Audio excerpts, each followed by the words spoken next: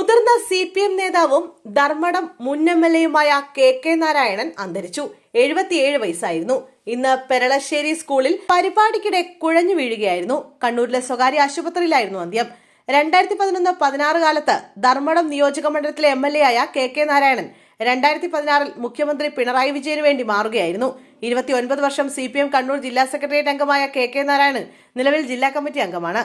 2005-2010 കാലത്ത് കണ്ണൂർ ജില്ലാ പഞ്ചായത്ത് പ്രസിഡന്റായിരുന്ന നാരായണൻ AKG ആശുപത്രി പ്രസിഡന്റ് ചുമതലയും വഹിച്ചിട്ടുണ്ട്.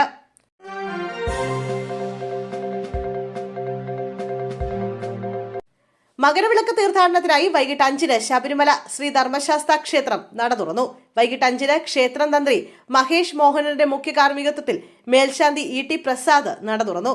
തുടർന്ന് ശബരീശന്റെ വിഗ്രഹത്തിൽ ചാർത്തിയ വിഭൂതിയും താക്കോലും മേൽശാന്തിയിൽ നിന്നും ഏറ്റുവാങ്ങിയ ശേഷം മാളികപ്പുറം മേൽശാന്തി മനുനമ്പൂതിരി ഗണപതിയെയും നാഗരാജാവിനെയും തൊഴുത് മാളികപ്പുറം ശ്രീകോവിൽ തുറന്നു.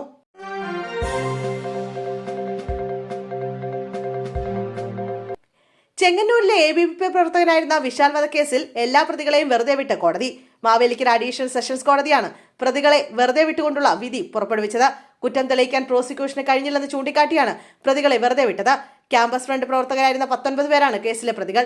കൊലപാതകം നടന്ന 13 വർഷങ്ങൾക്ക് ശേഷമാണ് പ്രതികളെ വെറുതെ വിട്ടുകൊണ്ടുള്ള വിധി വന്നത്.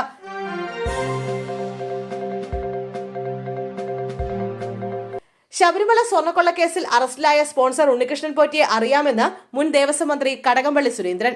ശബരിമല ഭക്തനെന്ന നിലയിലും സംഭാവനകൾ നൽകിയ വ്യക്തിയെന്ന നിലയിലും പരിചയപ്പെട്ടിട്ടുണ്ട്. സ്വർണം പൂശാനായി ബോർഡോ വ്യക്തികളോ അപേക്ഷ നൽകിയിട്ടില്ല. സ്വർണം പൂശിയ കാര്യം ബോർഡ് സർക്കാരിനെ അറിയിച്ചിട്ടില്ല. മന്ത്രി എന്ന നിലയിൽ തനിക്ക് ഒരു അറിവും ഉണ്ടായിരുന്നില്ലെന്നും കടകംപള്ളി പറഞ്ഞു.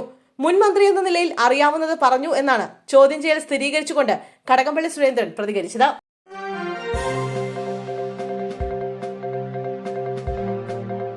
സേവ് ബോക്സ് ബിഡിംഗ് ആപ്പ് തട്ടിപ്പുമായി തനിക്ക് ബന്ധമില്ലെന്ന് നടൻ ജയസൂര്യ. ED ചോദ്യം ചെയ്യലിലാണ് അദ്ദേഹം ഇക്കാര്യം വ്യക്തമാക്കിയത്. ആപ്പിന്റെ പരസ്യത്തിൽ അഭിനയിക്കുക മാത്രമാണ് താൻ ചെയ്തത്. പരസ്യത്തിൽ അഭിനയിക്കുന്നതിന് കരാർ പ്രകാരം നൽകേണ്ട തുക തനിക്ക് മുഴുവനായി ലഭിച്ചില്ല. സേവ് ബോക്സ് ആപ്പിൽ മറ്റ് സാമ്പത്തിക ഇടപാടുകളൊന്നും തനിക്കില്ലെന്നും അദ്ദേഹം വ്യക്തമാക്കി. അതേസമയം ആപ്പുമായി ബന്ധപ്പെട്ട ജയസൂര്യയ്ക്ക് എന്തെങ്കിലും ബിസിനസ് പങ്കാളിത്തമുണ്ടോ എന്ന് അന്വേഷിക്കുന്നുണ്ട്.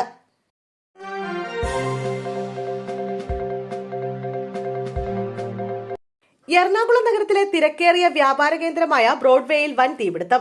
ശ്രീധർ തിയേറ്ററിന് സമീപമുള്ള കടകളിലാണ് തീപിടുത്തമുണ്ടായത്. ഫാൻസി സാധനങ്ങൾ, കളിപ്പാട്ടങ്ങൾ എന്നിവ വിൽക്കുന്ന 12ഓളം കടകൾ പൂർണ്ണമായും കത്തിനശിച്ചു.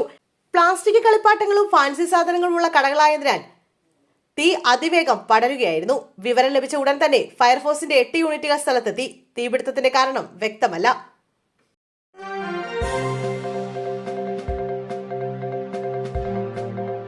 കോർപ്പറേഷനിലെ ബസ് തർക്കത്തിൽ പ്രതികരണവുമായി മന്ത്രി V ശിവൻകുട്ടി. പുത്തനച്ചി പുരപ്പുറം തൂക്കുമെന്നൊരു പഴഞ്ചൊല്ലുണ്ടെന്ന് മന്ത്രി പറഞ്ഞു. വാർത്താ സമ്മേളനത്തിലാണ് മന്ത്രിയുടെ പ്രതികരണം. ബസ്സുകൾ നഗരപരിധിയിൽ മാത്രം ഓടിയാൽ മതിയെന്നും ബസ്സുകൾ ഉടൻ തിരിച്ചയക്കണമെന്നും മേയർ VV രാജേഷ് പറഞ്ഞിരുന്നു. ഇതിനെക്കുറിച്ചുള്ള ചോദ്യങ്ങളോടായിരുന്നു മന്ത്രിയുടെ പ്രതികരണം.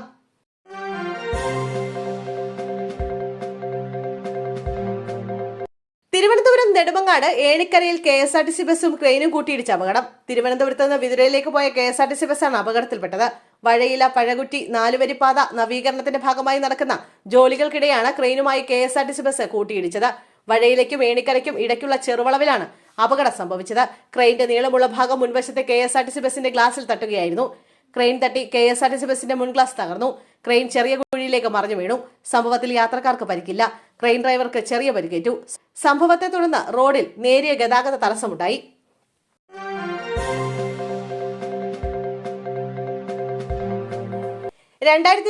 മാർച്ച് 3-ന് നടത്താൻ നിശ്ചയിച്ചിരുന്ന 10-12 ക്ലാസ് പരീക്ഷകൾ സാങ്കേതിക കാരണങ്ങളാൽ മാറ്റിവെച്ചതായി central board of secondary education അറിയിച്ചു. ബോർഡ് പുറത്തിറക്കിയ ഷെഡ്യൂൾ പുറത്തിറക്കി.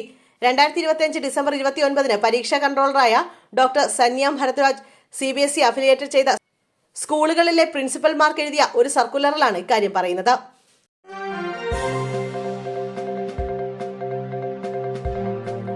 പുതുവത്സരാഘോഷങ്ങളുടെ ഭാഗമായി സംസ്ഥാനത്ത് ബാറുകളുടെ പ്രവർത്തന സമയം നീട്ടി സർക്കാർ. ഡിസംബർ 31 ബുധനാഴ്ച ബാറുകളുടെ സമയം രാത്രി 12 വരെയാണ് നീട്ടിയത്. ബിയർ ആൻഡ് വൈൻ പാർലറുകളുടെ സമയവും 12 മണി വരെ നീട്ടിയിട്ടുണ്ട്. ഇത് സംബന്ധിച്ച പ്രത്യേക ഇളവ് നൽകി സർക്കാർ ഉത്തരവിറക്കി. സാധാരണ രീതിയിൽ 10 മണിയോടെയാണ് ബാറുകളുടെ പ്രവർത്തനം അവസാനിപ്പിക്കാറുള്ളത്.